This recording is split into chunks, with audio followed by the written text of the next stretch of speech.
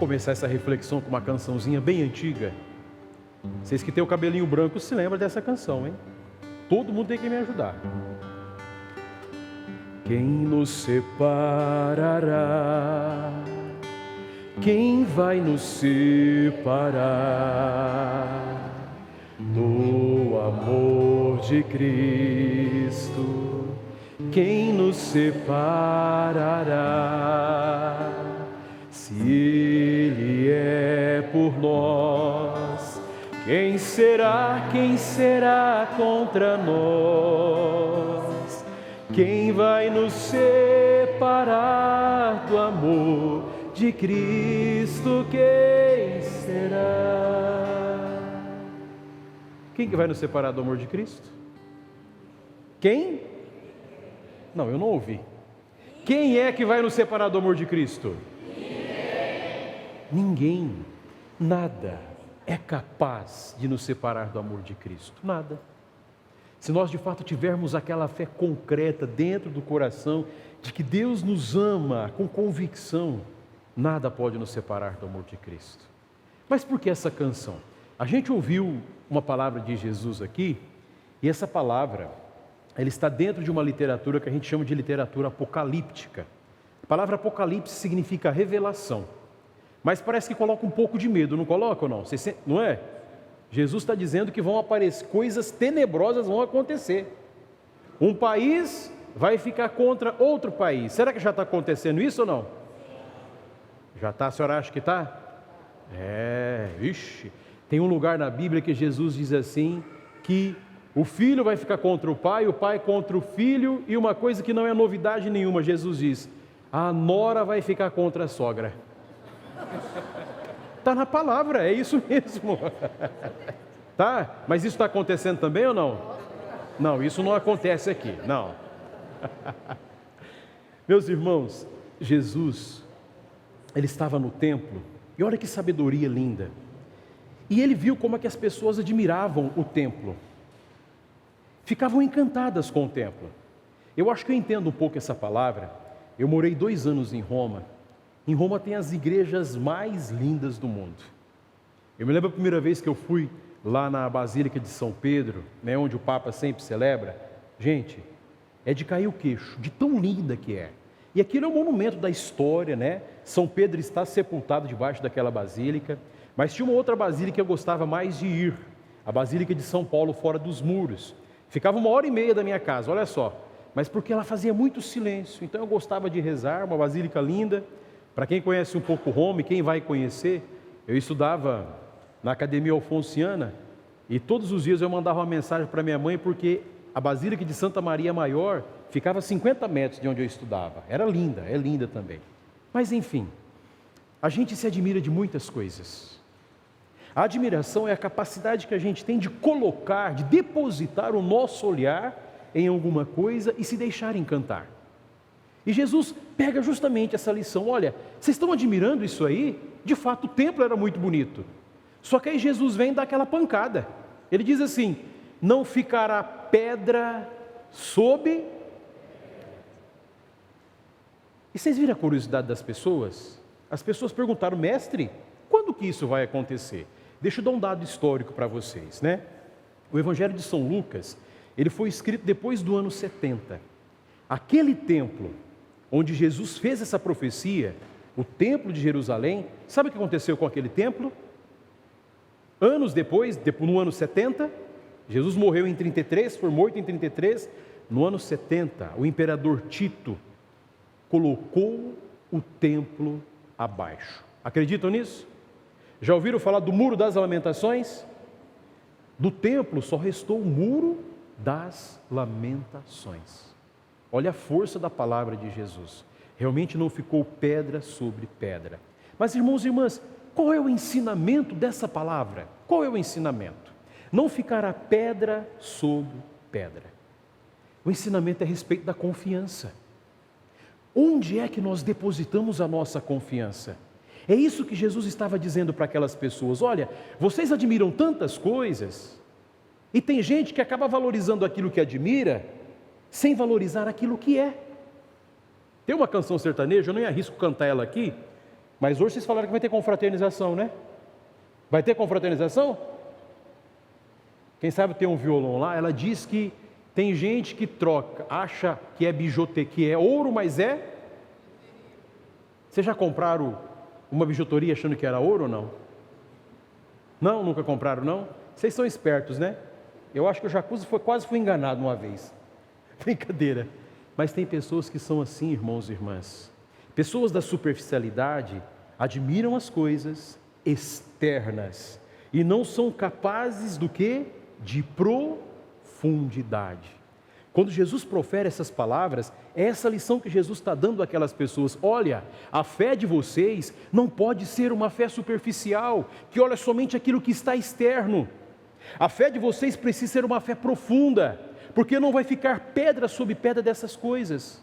O templo de Jerusalém era a grande referência de fé para os judeus. Aquele templo foi destruído. Como que nós podemos entender essa palavra hoje? Nos perguntando onde e em quem nós depositamos a nossa confiança. É isso. Irmãos, não dá para a gente colocar toda a nossa confiança nas pessoas. Entendam bem, que tipo de confiança eu estou dizendo? Aquela confiança que pertence somente a Deus. Existe uma dimensão da nossa vida que é exclusiva a Deus. Somente Deus não pode nos decepcionar. Se o templo não ficou pedra sobre pedra, imagine nós. Se eu coloco a minha confiança totalmente na vida de uma pessoa, e quando essa pessoa não existir mais para esse mundo, onde estará a minha confiança? Não vai ficar osso sobre os ossos. Vai ficar algum ossinho aqui de nós ou não? Só os ossos mesmo. Daqui a pouquinho não vai existir isso. É fundamental que a gente, de fato, nós sejamos profundos nessa palavra. Jesus diz ainda, quando eles perguntam, quando que vai acontecer isso? Jesus diz assim, olha, vai vir muita gente em meu nome, dizendo, sou eu. Jesus está falando dos falsos profetas. Dos falsos profetas. Mas Jesus está falando de uma coisa mais profunda. Sou eu. Quando Jesus disse que alguém virá em seu nome, a reflexão que cada um de nós faz é: quem é que está no centro do nosso coração? Porque tem muita gente por aí que de repente vai dizer que quer o centro do nosso coração. Às vezes tem alguma pessoa que vai querer a nossa vida toda inteira, mas não somente isso. Às vezes o nosso coração vai buscar colocar alguma coisa no lugar de Deus, e isso a gente não pode permitir. Encaminhando-nos para o final desse ano, a gente precisa se perguntar: será que de fato Jesus está dizendo, sou eu aquele que reina a sua vida? Ou será aquele que reina em minha vida é algum sonho meu? É algum projeto simplesmente meu que não tem nada a ver com os projetos de Deus? A gente precisa se fazer essa pergunta. Além disso, não se deixar enganar. Infelizmente, como eu dizia, tem muita bijuteria por aí pintada de ouro. Tem muita coisa que deseja chamar a nossa atenção, mas não vale a nossa atenção. A gente se perde nas coisas.